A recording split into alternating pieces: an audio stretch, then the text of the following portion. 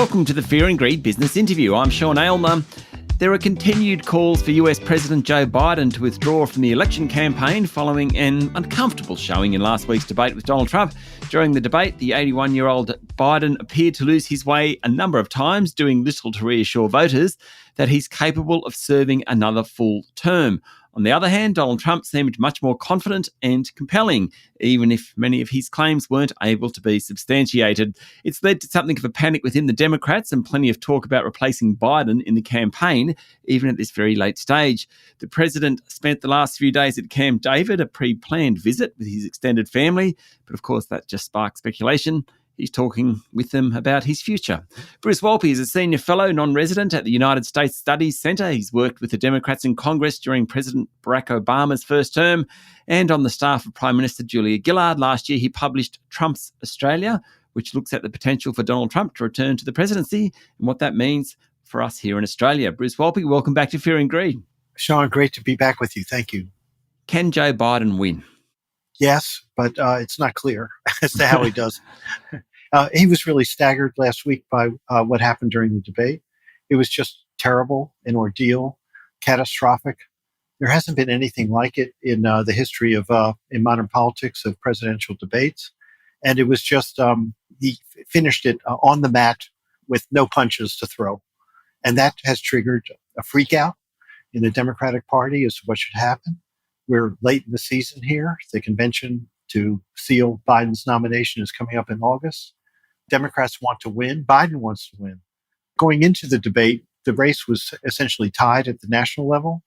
Both Trump and Biden had about 45% of the national vote, but that's not where elections are decided. As we know from 2016 and 2020, it's in the swing states and the Electoral College. Biden was trailing Trump between 2 and 7 points in almost all those states, which meant if the election was held on debate day, he'd lose. And if the election was held today, he'd lose. So the question is there a road to victory for Biden after what happened? And no one can quite see it yet. No one can see it. So Biden has been weighing, because everyone is in this freak out in the party. Well, do I stay or do I go? And we'll know in the next couple of days for sure. But my instinct is he wants to stay. Okay. Can I just go back to the debate quickly? Does no one actually listen to what was said? Is it all about how it appears? Because if you actually listened to what was said, certainly Donald Trump was more compelling, but he didn't answer questions and he avoided a lot of name calling, that type of thing. When it came to policy, Joe Biden at least tried, albeit didn't come across very well. Does that not matter? It was a televised debate, and television, how you look is as important as what you say. That's why we're talking without cameras here, Sean. And and we're doing a great job. We're sounding very good. And in the first televised debate, modern times, 1960, Kennedy-Nixon, people who saw the debate thought Kennedy absolutely won it hands down because he looked young, vigorous, very cool. Nixon was perspiring, mopped his face, and didn't compare favorably. But those who listened to it on radio thought that Nixon won the debate. But this was a visual event. Yep. And when Biden, you could see when he walked out onto the stage, it was his halting walk. That's the way he walks these days. But here you see it in a pronounced form. And then he was very pale compared to Trump, who relishes makeup a lot. And so it was an uncompelling television presence from the outset, and it hurt him. Okay, so we are where we're at. Has there been a precedent where a president or a nominee for a president, particularly when he is president, has been removed or has decided to step down this close to an election? Not this close to an election. I mean, the last semi-direct parallel was Lyndon Johnson, 1968. The war in Vietnam, very unpopular. An insurgency in the Democratic Party over the war. Eugene McCarthy, senator from Minnesota, was contesting Johnson in the primaries. He did very well in New Hampshire in early March of that year, getting about 38% of the vote and really sort of staggered LBJ. Then Bobby Kennedy, the brother of the slain president, indicated that he wanted to enter the race too. At the end of March, Johnson took to the air to provide an update on Vietnam, and then he stunned the country by saying at the end of his speech, "I will not seek and I will not accept the nomination of my party to be president because I want to devote my energies to solving the war in Vietnam." Now, we are past that point with Joe Biden now.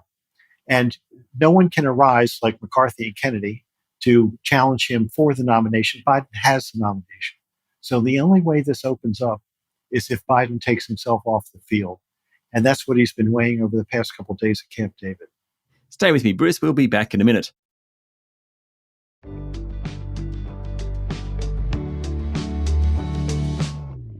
I'm speaking to Bruce Wolpe, Senior Fellow, Non-Resident at the United States Studies Centre. What chance that Joe Biden says it's best if I let it go? I believe he's going to say it's best that I stay. And then, and as soon as he says that, it's like, okay, what is our road to victory here? Yeah. He gave a great speech the day after the debate in North Carolina, but it was a teleprompter. It wasn't an impromptu speech. But it had all the messages, all the takedowns of Trump, all the arguments, all the vim and vigor that you would want. And he's got to make that speech about, 5 days a week for the next 20 weeks to win this nomination. So he needs to show a credible path, strategy. But at the same time, given that he's behind to this extent, and Trump seems to have momentum for all the reasons that you outlined, whether it's legitimate or not as to what kind of person he is, that because Trump has momentum, Biden really has to show his moxie and how to get there. But it also means that something is going to have to happen to Trump to take him down. And that is something that is likely beyond Biden's control. Okay, so just before we finish off on that, so it's unlikely that Joe Biden will step down, but if he did, does it have to go to Kamala Harris or does it have to go to, I know the governor from Michigan has been talked about, there's been a bunch of people, but is it Kamala Harris, particularly because of the fundraising, that kind of has to get it? I think it'd be wide open at that point. Right. Kamala Harris would certainly enter. I think Gavin Newsom, California, Gretchen Whitmer, governor of Michigan, several senators. Senators, they get up in the morning, they look at the mirror and they look at that and they say, oh, you too could be president of the United States. So you may get some interest in it. And money is not a problem. Democrats have plenty of money and they want to win and they want to beat Trump and they want to win badly. But it would be messy. Now, Kamala Harris is the first Black woman vice president. If she is passed over, Biden off the field and candidates are selected, if she's passed over, that is a problem inside the Democratic Party that will not get you much farther than where you are with Joe Biden today. So that will have to be played out. But then there are two views. One is that this would be a celebration of a Democratic contest. It would show the vitality in the party, how many great candidates there are, how effective they could be. In other words, a net plus because the Democrats have a lot of talent. But a lot of other people feel that this would be extremely divisive, very bitter, with a whole bunch of disappointment, notwithstanding you get a winner. And that will be a drag on Democrats too. All of which leads to the logic of, notwithstanding the tough position, the exceedingly tough position Biden is in right now, all of it leads to the logic of his staying in the race. Okay, so let's say we'll work on the basis that he's staying in the race. So it's Trump versus Biden. You've said that he needs to make kind of 20 good speeches a week. 5 a week, 20 a month. 5 a week, 20 a month, right. For 4 months. Can he do it? Does he have the capability of doing it? I think so. Before going into the debate, he had been in Normandy, he had been in Italy. He flew to California for a fundraiser with President Obama and President Clinton, which raises another issue.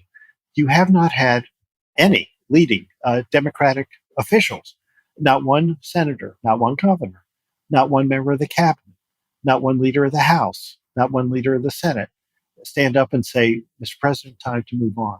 So he's not being challenged by the leaders of the party who have served the Democrats very well over the past 20 years. No one's standing up and saying, you got to go. That's another reason why he will stay. Donald Trump, what do you think he's thinking about all this right now? I think he loves it. I mean, he came into the debate with to show that Biden is suffering mentally and that he can't string two sentences together. He's been saying that for months on the campaign trail. And guess what? He was vindicated. So I think he feels really in a commanding position. It's another reason why if he happens to lose the election, he'll say, how the hell did I lose this election? It's rigged. I was leading him so badly. I beat Biden to a pulp. I was leading in all the polls, and now I lose on November 5th. The election is stolen once again. So that's where Trump is. 4 months out, who's going to win the election? I can't tell you. Oh, come on. I can't. I've known you for years, Bruce. Make it up. You know me. Actually, that's what you know about me, that I don't make it up. We'll talk in September. And there is a lot of, it's interesting. It's early still, even though it's 4 months out. Summer is coming. People kind of check out.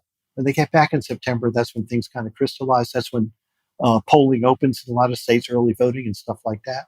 And there will be events between now and then. I mean, Trump is going to be sentenced in New York on the hush money case, July 11th. He was elected vice president a couple of days after that, most likely, and then the Republican convention follows on July 15th.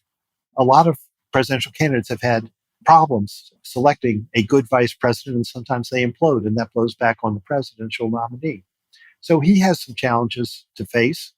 I think we're going to get a ruling. It could come anytime on whether Trump is immune from charges. Can you bring a former president to court? The Supreme Court's going to rule on that issue, and that could maybe enable a trial of the January 6th insurrection involving Trump to unfold before Election Day. So there will be more surprises. So this is not locked yet. But again, Biden is now restarting from a dangerous position. Bruce, thank you for talking to Fear and Greed. Thank you, Sean. That was Bruce Wolpe, Senior Fellow Non-Resident at the United States Studies Centre. This is the Fear and Greed Business Interview. Join us every morning for the full episode of Fear and Greed, Australia's best business podcast. I'm Sean Aylmer. Enjoy your day.